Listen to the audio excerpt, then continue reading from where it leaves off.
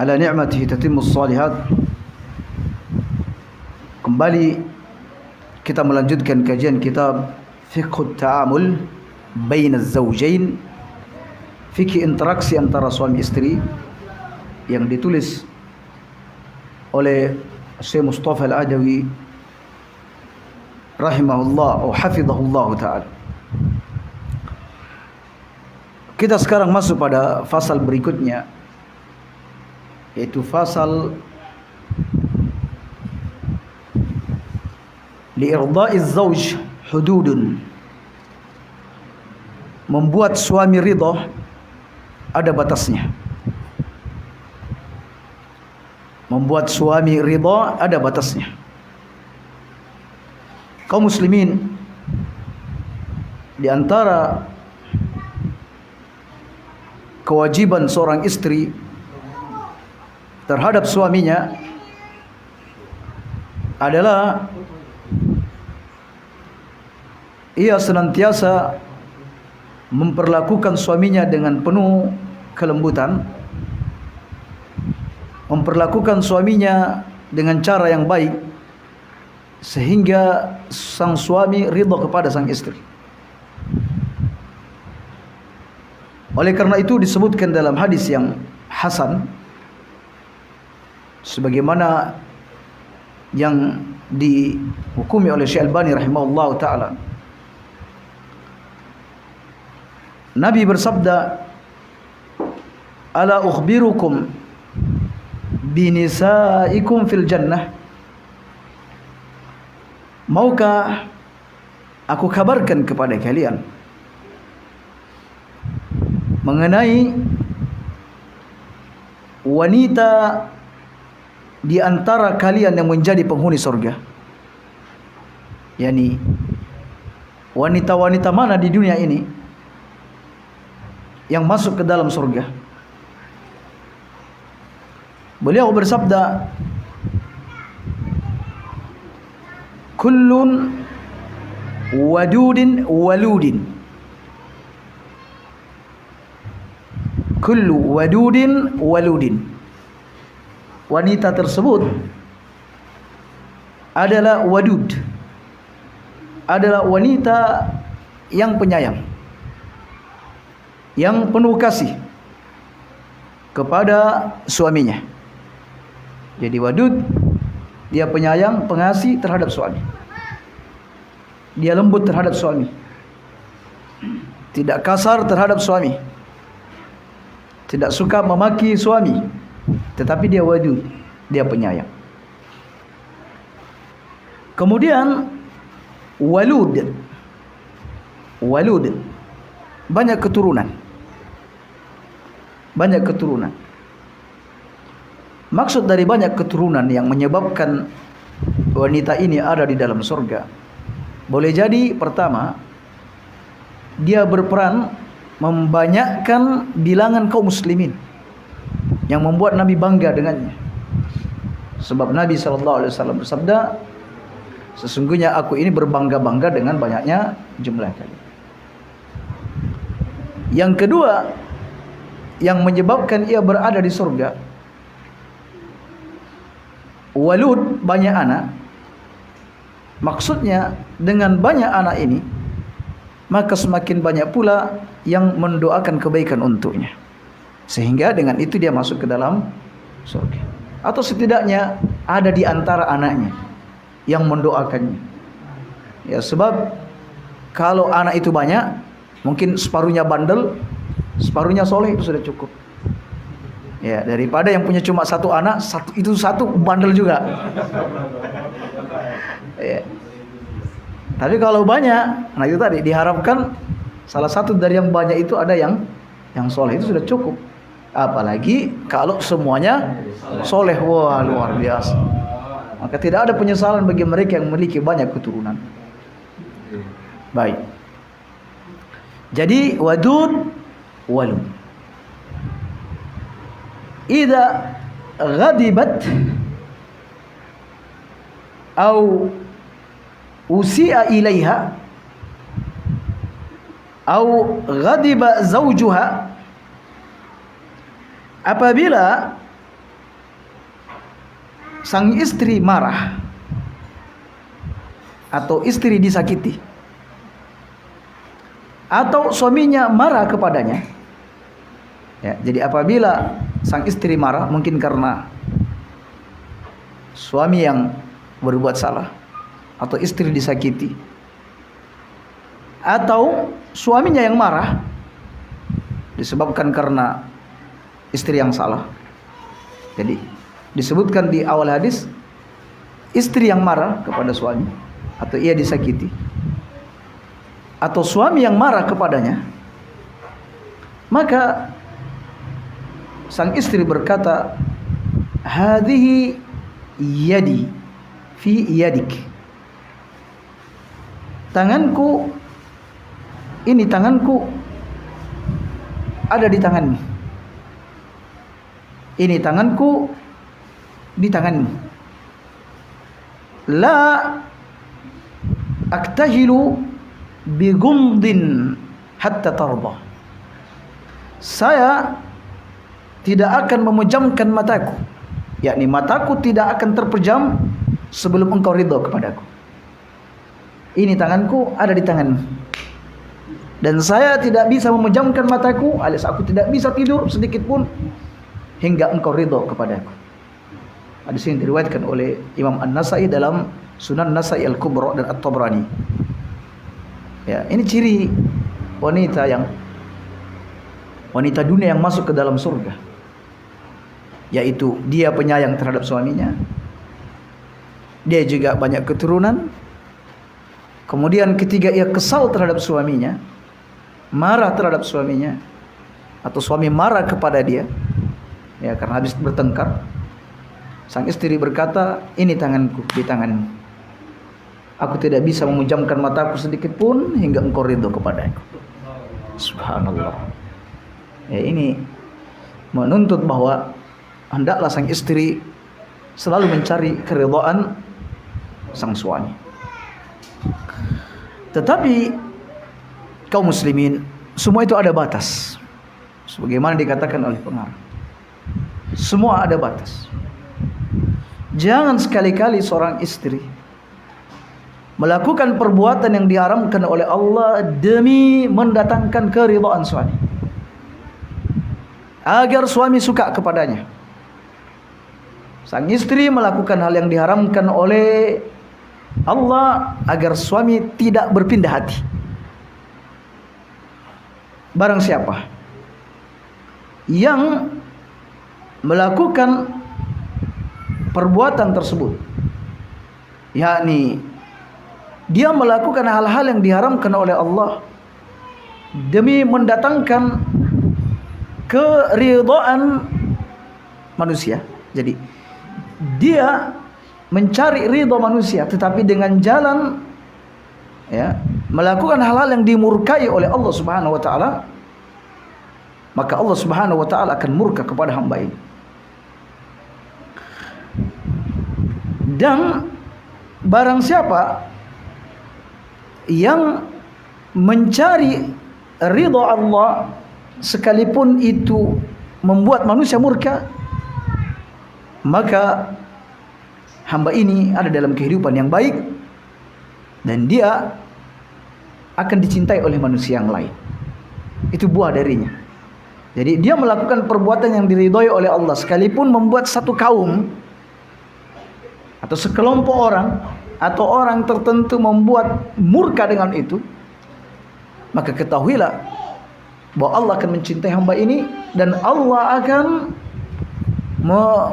menjatuhkan kecintaan hamba-hamba kepadanya, sehingga hati-hati hamba Allah yang lain akan mencintai orang tersebut. Dan sebaliknya, jika seseorang mencari ridha manusia dengan mendatangkan kemurkaan Allah Subhanahu wa taala, maka tentu ia akan mendapat murka dari Allah, dan juga manusia-manusia yang lain akan tidak ridha kepadanya. Nabi sallallahu alaihi wasallam bersabda sebagaimana diriwayatkan oleh Aisyah, "Man iltamasa ridallah bi sakhatin nas." Barang siapa yang mencari ridha Allah namun hal itu mendatangkan murka manusia, radhiyallahu anhu, Allah akan meridhoinya. Wa ardan nas anhu, bahkan bukan cuma Allah, manusia pun akan ridha kepadanya. Tetapi wa manil tamasa ridhan nas bi sahatillah, siapa yang mencari ridha manusia dengan jalan melalui kemurkaan Allah Subhanahu wa taala, sakhatallahu alaihi, Allah akan murka kepadanya, wa askhata alaihi nas, dan manusia pun akan murka kepadanya. Oleh karena itu kaum muslimin, tidak usah khawatir jika ada suatu prinsip dalam syariat ini kita pegang dan kita mau mengamalkannya, sedang orang-orang murka dengannya, tidak suka dengannya, maka Anda tidak perlu peduli dengan kemurkaan orang-orang. Yang penting Allah ridha kepada Anda. Kelak manusia-manusia pun akan ridha dengan Anda. Tapi kalau Anda berkompromi dengan kemaksiatan mereka, agar mereka tidak marah kepada Anda, agar orang-orang ridha kepada Anda, tetapi sebenarnya perbuatan ini melanggar aturan Allah, ketahuilah bahwa Allah murka kepada Anda. Berarti ini ancaman yang berat, ancaman yang pedih, dan kelak manusia-manusia juga akan membenci dan memurkai Anda. Nah, dalam urusan rumah tangga sama. Untuk mendapatkan ridha suami ada batas. Tidak boleh seorang istri melakukan hal-hal yang dilarang oleh Allah Subhanahu wa taala agar suaminya senang. Sang istri boleh berhias dengan apa saja untuk mendatangkan keridhaan suami. Karena sesungguhnya Allah itu indah dan menyukai keindahan. Allah Subhanahu wa taala berfirman, "Qul man harrama zinatallahi allati akhraja li'ibadihi." Katakan ya Muhammad kepada orang-orang bodoh itu, siapa yang berani mengharamkan perhiasan Allah atau perhiasan dari Allah berupa pakaian dan selain pakaian, perhiasan dari cincin, dari batu-batu mulia atau apa saja. Siapa yang mengharamkan perhiasan dari Allah yang Allah keluarkan untuk hamba-hambanya, yang Allah peruntukkan untuk hamba-hambanya. Begitu juga siapa yang mengharamkan at-thayyibati minar rizq, hal-hal yang baik, rezeki yang baik, dari makanan-makanan yang baik. Qul, katakan ya Muhammad, hiya lilladzina amanu fil hayatid dunya. Sesungguhnya semua itu, rezeki yang baik, perhiasan yang dari Allah, itu diperuntukkan untuk orang yang beriman pada kehidupan dunia ini. Juga orang kafir dapat menikmatinya. Khalisatan yaumal qiyamah, tetapi kesenangan ini untuk di hari kiamat hanya diperuntukkan untuk orang-orang yang beriman. Intinya bahwa istri boleh berhias apa saja, dengan apa saja, kapan saja, termasuk menggunakan parfum di rumah, dengan aroma apa saja, terserah, selagi itu hal-hal yang dihalalkan oleh Allah Subhanahu wa taala. Tetapi jangan sekali-kali wahai para istri, Anda berhias dengan sesuatu yang diharamkan oleh Allah Subhanahu wa taala demi untuk mendatangkan keridhaan dan kesukaan suami kepada Anda. Ada wanita yang datang ke salon, dia menghabiskan alis, dicukur habis atau dicabut, lalu diganti dengan cat atau apalah, demi apa? Merasa dengan ini suami akan tertarik dengan. Di antara wanita ada yang menyambung rambutnya, demi apa? Demi mendatangkan cinta suami. Di antara wanita ada yang mentato bagian dari tubuhnya, demi apa? Demi untuk mendatangkan kecintaan dan keridhaan suami. Ketahuilah bahwa semua ini adalah terlarang, haram hukum. Tahukah engkau wahai istri, bahwa hati suamimu itu ada di tangan Allah Subhanahu wa taala. Hati suamimu ada di jari jemari Allah Subhanahu wa taala. Sekalipun engkau berhias, sedemikian cantiknya. Sekalipun engkau melakukan hal-hal yang meridhai suamimu, yang kamu anggap bisa mendatangkan kesukaan suamimu dengan jalan-jalan yang diharamkan, maka ketahuilah Allah begitu mudah untuk membolak-balikkan hati suamimu. Jangan sampai karena kecintaan kepada suamimu engkau melakukan hal yang dilarang oleh Allah Subhanahu wa taala. Ya. Minta kepada Allah Subhanahu wa taala, pemilik hati suamimu, agar suamimu itu mencintai dirimu. Minta, ya Allah, jadikan hati suami saya untuk senantiasa mencintai diriku. Jadikan hati suami saya untuk tidak berpaling dariku. Itu kan lebih baik daripada Anda melakukan perbuatan-perbuatan yang dilarang oleh Allah hanya sekedar untuk membuat suami senang dan ridha. Ketahuilah, justru dengan itu Allah murka kepadamu dan engkau tidak akan pernah mendapatkan kebahagiaan dalam rumah tangga. Mari kita simak. Ya. Qalat Ummu Ya'qub. Ummu Ya'qub berkata, mengomentari ucapan Abdullah bin Mas'ud, di mana Abdullah bin Mas'ud melaknat itu yakni ia mendoakan seseorang dijauhkan dari rahmat Allah. Pada siapa saja? Ibnu Mas'ud melaknat wanita al-wasimat. Wasimat adalah wanita yang mentato. Dalam riwayat yang lain, al-wasima wal mustawsima, yang mentato dan minta ditato. Ya. Kita semua sudah tahu semua apa itu tato. Ya, bukan yang hanya sekedar mentato dengan tinta yang kemudian setelah itu hilang, bukan itu.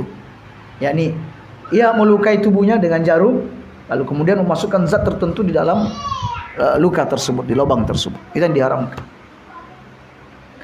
Wal mutanammisat, juga wanita-wanita yang mencabut bulu matanya, alisnya, mencabut alisnya. Wal mutafallijat lil husni, begitu juga wanita-wanita yang menjarangkan giginya, ya, alias dia ingin tampak seperti anak yang masih kecil. Ya, kalau kita lihat anak kecil agak jarang-jarang giginya. Ya, dia mengikirnya agar mengecil dan jarang, terlihat jarang. Demi keindahan. Al-mughayyirati khalqallah. Mereka adalah wanita-wanita yang merubah ciptaan Allah. Itu semua terlaknat. Alias kalau wanita dilarang, tentu laki-laki lebih terlarang. Karena wanita itu dicipta lahir dalam kondisi berhias. Ya. Alias kalau wanita butuh untuk berhias, namun berhias seperti yang dilarang, tentu larangan ini lebih keras bagi laki-laki. Jadi kalau wanita dilarang bertato, maka laki-laki lebih terlarang lagi untuk bertato. Di masa itu bertato itu hanya milik wanita. Di masa jahiliyah atau di masa orang-orang Quraisy zaman dahulu, bertato itu hiasannya wanita. Makanya nggak disinggung laki-laki. Nah sekarang semakin ke belakang semakin banyak laki-laki yang bertato. Ya. Aneh. Itu tidak menunjukkan kejantanan, tetapi justru itu menunjukkan kebetinaan dia. Hanya wanita lah yang membutuhkan untuk, ya, makanya yang punya tato sembunyikanlah. Itu bukan tanda kejantanan. Ya. Begitu juga mencabut alis. Kelak nanti laki-laki juga akan melakukan hal yang sama. Kelak. Ya. Baik kaum muslimin. Kebetulan ada seorang wanita di Madinah yang bernama Ummu Ya'qub mendengar ungkapan yang keras dari Abdullah bin Mas'ud. Ya. Lalu Ummu Ya'qub berkata, "Ma hadza? Ya Abdullah, apa-apaan ini? Enak-enaknya sampean melaknat wanita yang bertato, ya, wanita yang menyambung rambutnya, dan wanita yang menjarangkan giginya, karena ini biasa terjadi di kalangan wanita Arab pada waktu itu." Maka Ibnu Mas'ud mengeluarkan ungkapan seperti ini. Apa-apaan ini? Kata Abdullah bin Mas'ud, "Wa ma li la al'anu man la'ana Rasulullah wa fi kitabillah. Mengapa aku tidak melaknat sesuatu yang dilaknat oleh Rasulullah, bahkan tercantum dalam kitabullah, ada juga dalam Al-Quran. Kata Ummu Yaqub, wallahi laqad qara'tu ma bainal lawhain fama wajadtu. Demi Allah, saya sudah membaca ini Al-Quran dari halaman pertama hingga halaman akhir, dari sampul pertama dan sampul terakhir sudah tak baca Al-Quran, bolak-balik, gak ada yang sampai ucapkan itu, ya, gak ada itu kata-kata Allah melaknat yang nyambung rambut dan minta disambung rambutnya, yang mentato dan minta ditato, mana, gak ada. Ya, apa kata Abdullah bin Mas'ud? Wallahi, demi Allah, la in qara'ti laqad wajadti. Kalau engkau membacanya, pasti kau dapat juga. Ya. Ini sama-sama ahli Al-Quran. Wanita ini juga pengamat Al-Quran. Ya. Kalau kau baca dengan baik, kau dapat. Ya. Sang wanita berkata, apa itu? Kata Abdullah bin Mas'ud, yaitu firman Allah, wa ma atakumur rasul fakhuzuhu. Apa yang dibawa oleh Rasul, apa yang diberikan oleh Rasul, maka ambil. Wa ma nahakum anhu, dan apa yang dilarang oleh Rasul, fantahu, maka tinggalkan. Nah, Rasulullah bersabda, la'anallahu wasilah wal mustausil. Allah melaknat wanita yang menyambung rambut dan minta disambung rambutnya. Ya. Allah melaknat wanita yang menyambung rambutnya dan yang minta disambung rambutnya, yang bertato dan minta ditato. Nah, ini ada dalam Al-Quran. Apa yang dilarang oleh Nabi, tinggalkan. Nah, ini dilarang oleh Nabi, maka terdiamlah wanita. Kami pernah ketemu salah seorang dari pengikut ingkarus sunnah. Ya, dia mengatakan, saya hanya akan mengambil dari Al-Quran, ya, tidak dari sunnah. Kami katakan, jadi bagaimana Anda bisa mengerjakan sholat, bagaimana Anda bisa berhaji kalau hanya membatasi diri kepada Al-Quran, ya, kepada Al-Quran. Ya, kata dia, pokoknya saya ambil dari Al-Quran. Saya hanya sholat 3 waktu saja. Ya, dalam Al-Quran mengatakan demikian. Sholatlah di penghujung 2 siang. Ya, berarti kalau penghujung siang, ya subuh dengan asar. Kemudian di sebagian malam, berarti sholat isya. Pada 3 waktu. Kami katakan bahwa dalam Al-Quran ada juga sholat 5 waktu. Oh, nggak ada terang-terangan begitu. Ada. Nggak ada, gitu dia. Langsung kami bawakan. Kalau Anda membacanya dan perhatikan dengan baik, Anda akan mendapatkannya. Wa ma atakumur rasul fakhudhu wa ma naha ankum fantahu. Ya. Apa yang dibawa oleh Rasul, ambil. Dan Nabi SAW sudah menjelaskan tentang sholat 5 waktu dalam hadis Jibril. Ya, sahih. Ya, berarti sholat 5 waktu ada juga dalam Al-Quran. Nah, seperti itu. Jadi kaum muslimin, Al-Quran dan Sunnah tidak mungkin terpisah. Baik. Dalam hadis yang sahih, sebagaimana yang diceritakan oleh Aisyah radhiyallahu anha, annam ra'atan minal ansar, ada seorang wanita Ansar, zawwajat ibnataha, menikahkan putrinya, fatama'ata sya'ru ra'siha, dan rambut putrinya ini pada rontok, terkena penyakit dan berguguran rambutnya. Faja'at ilan Nabi sallallahu alaihi wasallam, wanita ini datang, ibunya ini datang kepada Nabi. Fadzakarat dzalika lah, dan menceritakan tentang penyakit yang dialami oleh putrinya.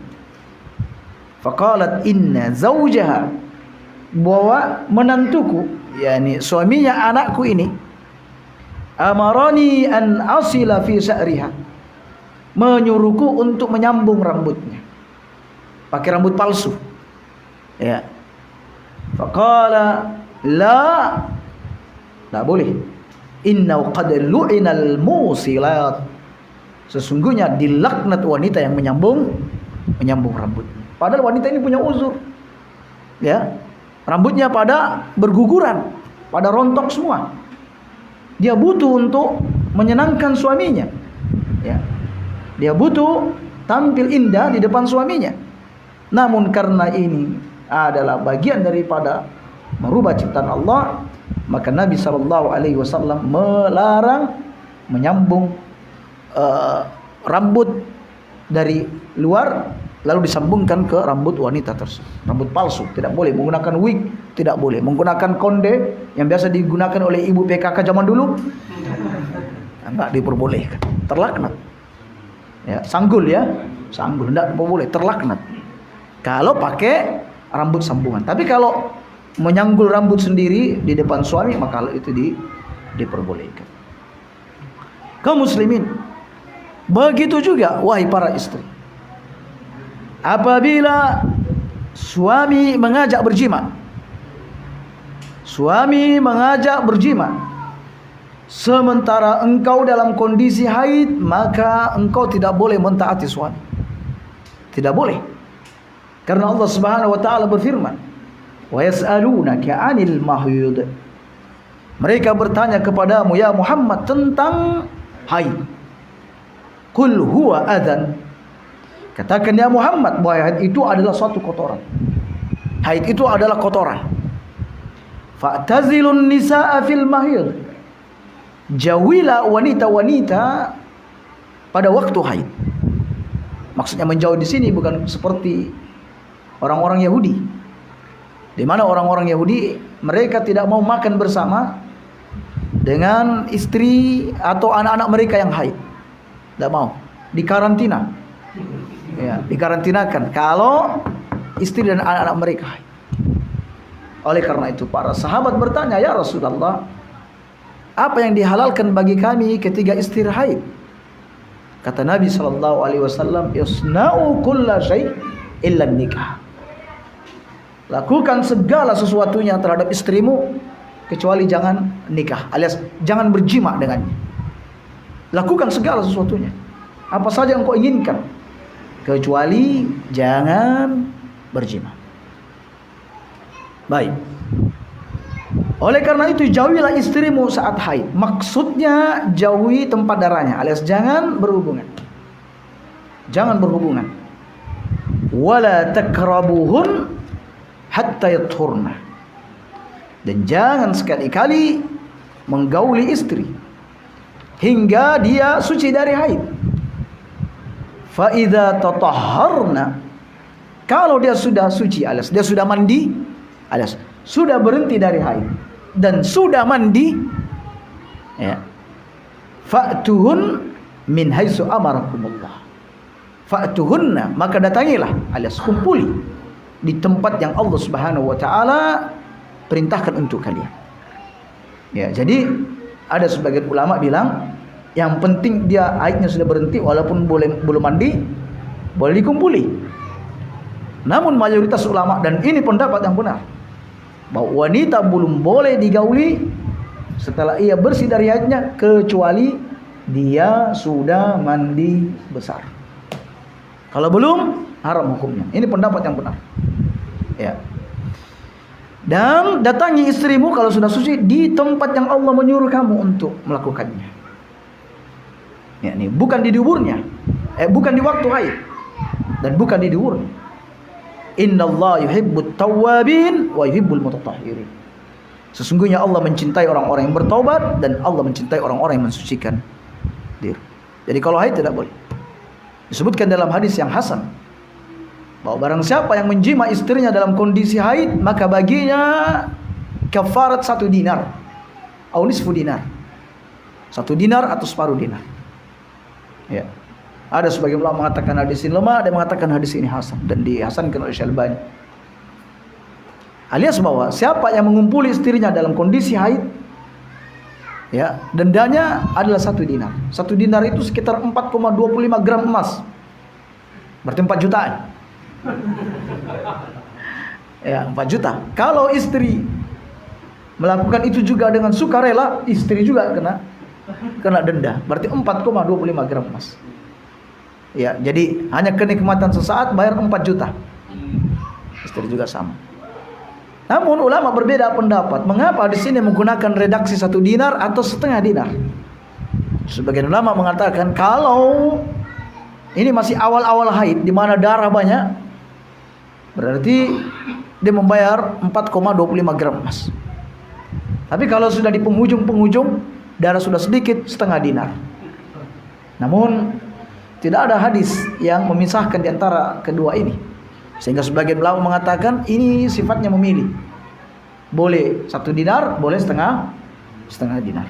Tetapi yang jelas di samping sudah ada kafaratnya, dendanya, juga dia telah melakukan salah satu dosa dari dosa besar. Begitu juga wahai para istri, jika suamimu meminta menjimakmu di dubur, maka jangan sekali-kali mentaati suami dengan permintaannya tersebut. Ya. Karena Rasulullah SAW bersabda, la'anallah man ata imra'atahu min duburihin. Allah melaknat suami yang mendatangi istri-istrinya di duburnya. Ya, haram hukumnya. Dubur itu tempat kotoran. Bagaimana bisa suami mendatangi dubur istrinya? Ketika ia menumpahkan air maninya tidak akan menjadi apa-apa, yang bercampur menjadi kotoran. Seandainya ia meletakkan di farji istrinya, maka memungkinkan ada keturunan. Lalu dia akan menjadi anak, dan dia akan menjadi anak yang baik, lalu mendoakan kebaikan untuk orang tua. Begitu juga wahai para istri, jangan sampai ketika engkau berinteraksi dengan para wanita yang lain, kau duduk bersama dengannya, ya, atau bahkan engkau berjabat tangan, bahkan mungkin engkau melihat auratnya. Aurat maksudnya sesuatu yang bukan aurat mungkin bagimu, tetapi bagi laki-laki lain adalah aurat. Lalu ketika engkau sampai di rumah suamimu, lalu suamimu bertanya, bagaimana si fulana? Bagaimana si fulana? Oh, si fulana itu mas top, cantik tenan, lehernya jenjang, ya, sampai putih mas pokoknya. Kalau minum kopi sampai kelihatan air kopinya masuk ke dalam. Ini pengandaian yang lebay ya istilahnya, untuk menggambarkan bagaimana. Oh, betis, otot betisnya luar biasa, berotot betisnya. Diceritakan, ya, tangannya wah halus mas. Hal ini tidak diperbolehkan. Tidak boleh wahai para istri menceritakan keindahan seorang wanita di depan suamimu. Tidak diperbolehkan, walaupun suami minta. Gimana? Iya, ceritakan. Mungkin kau menyimpan foto dia sembunyi-sembunyi. Tidak diperbolehkan. Nabi bersabda, la tubasirul mar'atul mar'ah. Tidak boleh seorang wanita menyentuh wanita lain, mungkin berjabat tangan atau apa, ya, menyentuh, mungkin mencari kutunya, misalnya, ya. Fatan'ataha li zawjiha. Lalu dia menceritakan sifat wanita tersebut, diceritakan spek wanita tersebut kepada suaminya. Ya, ka'annahu yanzuru ilaiha. Seolah-olah suaminya melihat ke arah wanita tersebut. Ya. Bayangkan kaum muslimin, kalau wanita-wanita muslimah dilarang menyifati wanita lain, ya, melarang menyifati wanita lain di depan laki-laki yang bukan mahramnya. Namun sekarang kaum muslimin, kita dapati wanita-wanita tidak perlu lagi disifati. Dia akan menyifatkan dirinya sendiri. Ya. Ya, dia memfoto dirinya lalu menyebarkan di media sosial tentang diri dia, apalagi? Ya. La ilaha illallah. Subhanallah. Ya, kalau dulu saking wanita itu tertutup, ya, sampai laki-laki ketika hendak mencari informasi, ya, ada yang meminta informasi dari saudari perempuannya, mencari informasi dari istrinya tentang seorang wanita. Itu zaman dulu, wanita tertutup. Sekarang, insya Allah, tidak perlu minta ke istri, gimana? Nggak perlu. Ya, Anda akan mengetahuinya, ya, secara lengkap dan secara detail, ya, bisa mengetahui keindahan, fitnah dan semuanya dari dia. Nah, ini tidak diperbolehkan. Hikmahnya, kata ulama, wanita tidak boleh menceritakan hal itu kepada suaminya, karena boleh jadi satu, suami itu terfitnah. Yang kedua, saat dia terfitnah, dia menceraikan istrinya, lalu dia mencari wanita tersebut yang disifatkan oleh sang istri. Itu hikmahnya. Baik.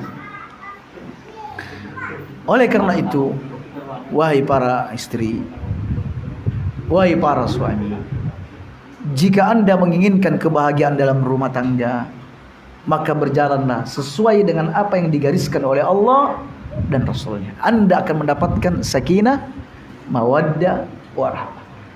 Tetapi, ya, ketika Anda bermaksiat kepada Allah, melakukan hal-hal yang dimurkai oleh Allah dalam rumah tangga, lalu rumah tangga Anda hancur, ya, rumah tangga Anda tidak berbahagia, maka jangan salahkan yang lain, melainkan dirimu sendiri. Karena Allah berfirman, "Wa ma asabakum min musibatin." Tidak ada musibah yang menimpa kalian, tidak ada satu musibah pun yang menimpa kalian, fabima kasabat aydikum, melainkan itu karena hasil usahamu sendiri. Itu karena usahamu sendiri, ya. Itu karena engkau melanggar aturan-aturan Allah Subhanahu wa taala. Dan juga sebagai pamungkasnya, Nabi sallallahu alaihi wasallam bersabda, "Innamat ta'atu fil ma'ruf." Ketaatan itu hanya berlaku pada hal-hal yang baik saja, dan tidak ada ketaatan kepada makhluk dalam bermaksiat kepada Allah Subhanahu wa taala. Jadi jika suami hendak memintamu, wahai istri, melakukan hal-hal yang dilarang oleh Allah Subhanahu wa taala, katakan tidak. Jika suami berkata, "Saya akan menceraikanmu," katakan, "Ceraikan saja." Ya, ceraikan saja. Ya, jadi tidak boleh sang istri mentaati suami dalam perkara-perkara kemaksiatan. Dan wahai para suami, bersyukurlah kepada Allah Subhanahu wa taala jika istrimu menolongmu dalam meninggalkan kemungkaran. Boleh jadi suatu waktu Anda tergelincir, Anda hendak melakukan kemaksiatan, lalu istri menentang Anda melakukan kemaksiatan tersebut, atau istri tidak mentaati Anda dalam kemaksiatan itu, maka bersyukurlah kepada Allah Subhanahu wa taala. Oleh karena itu wajib bagi seorang suami untuk mendidik istrinya agar dia mengenal aturan-aturan Allah, mengenal aturan-aturan Rasulnya, sehingga istri kita juga bisa meluruskan kita di saat kita berjalan keluar dari rel yang ditetapkan oleh Allah dan Rasulnya. Nah, demikian kaum muslimin tentang perkara yang dikatakan oleh pengarang bahwa mencari ridha suami juga ada batasnya. Jika ada hal yang hendak ditanyakan, maka kami persilakan untuk bertanya. Apa sudah masuk waktu isya? Belum ya? Baik, ada waktu untuk bertanya. Baik.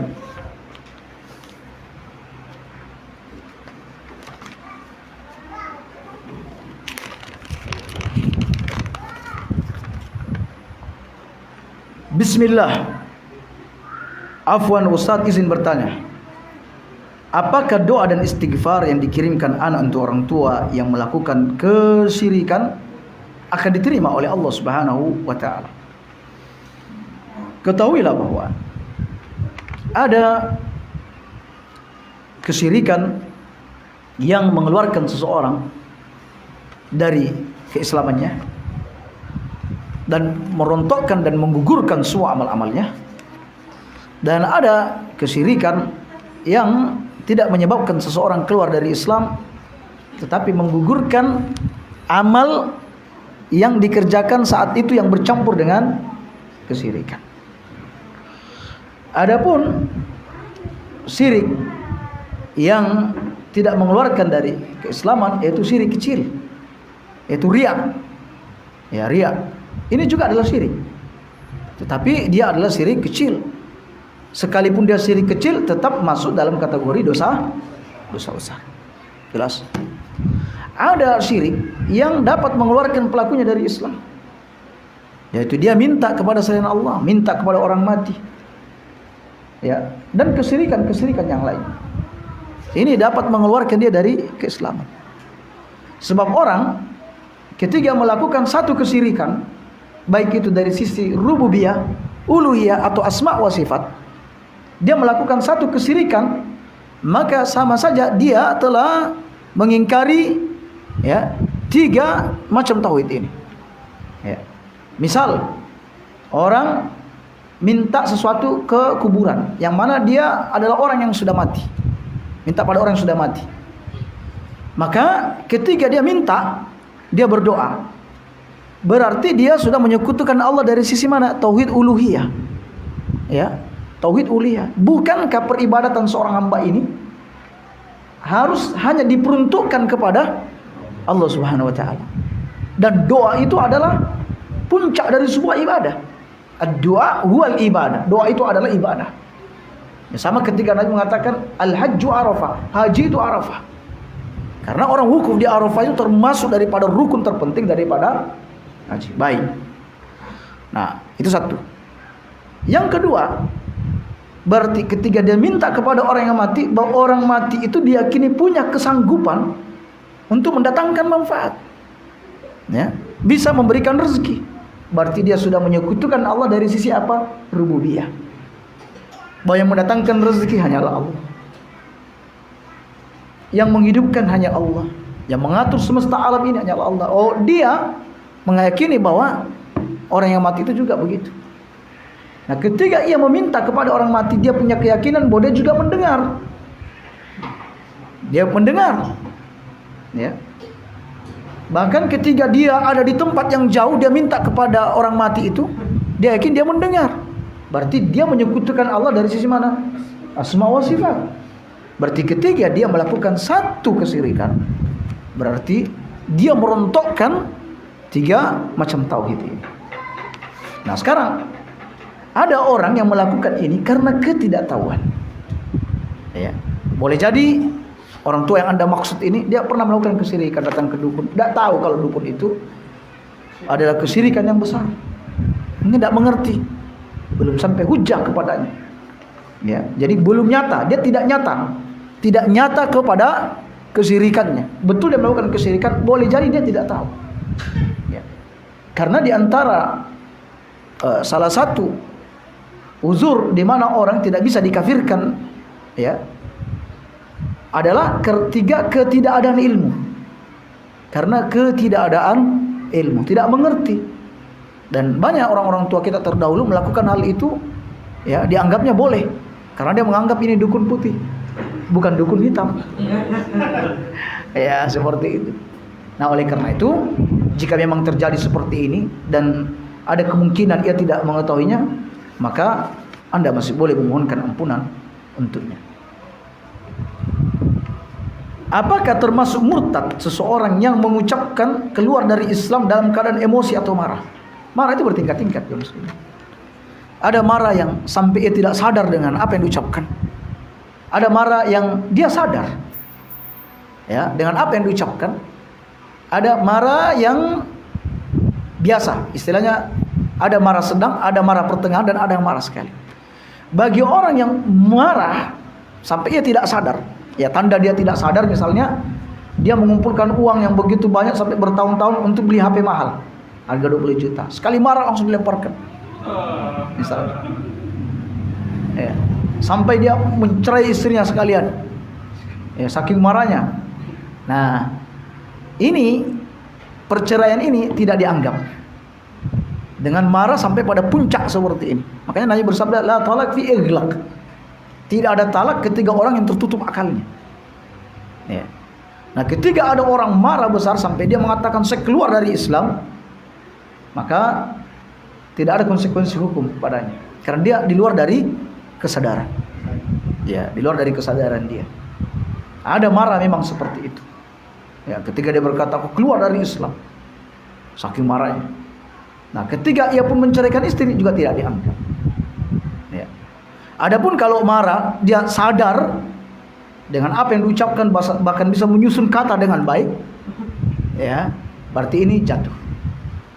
Ini jatuh.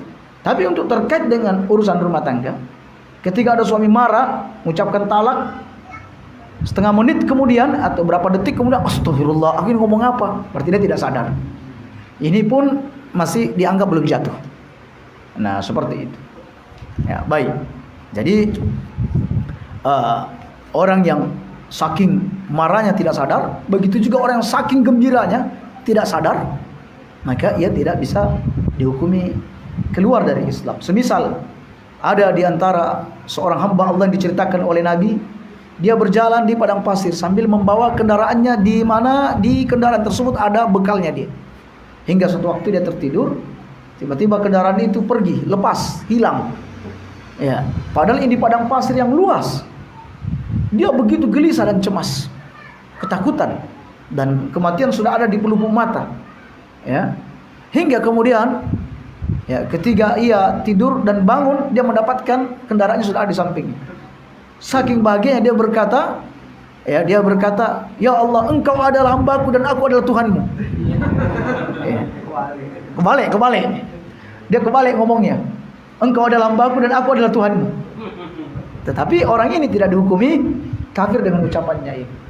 Ya, karena dia tidak sadar. Dia tidak sadar dengan hal tersebut. Demikian insyaallah. Ada pertanyaan lain? Kami persilakan untuk bertanya terkait dengan materi ataupun di luar dari itu.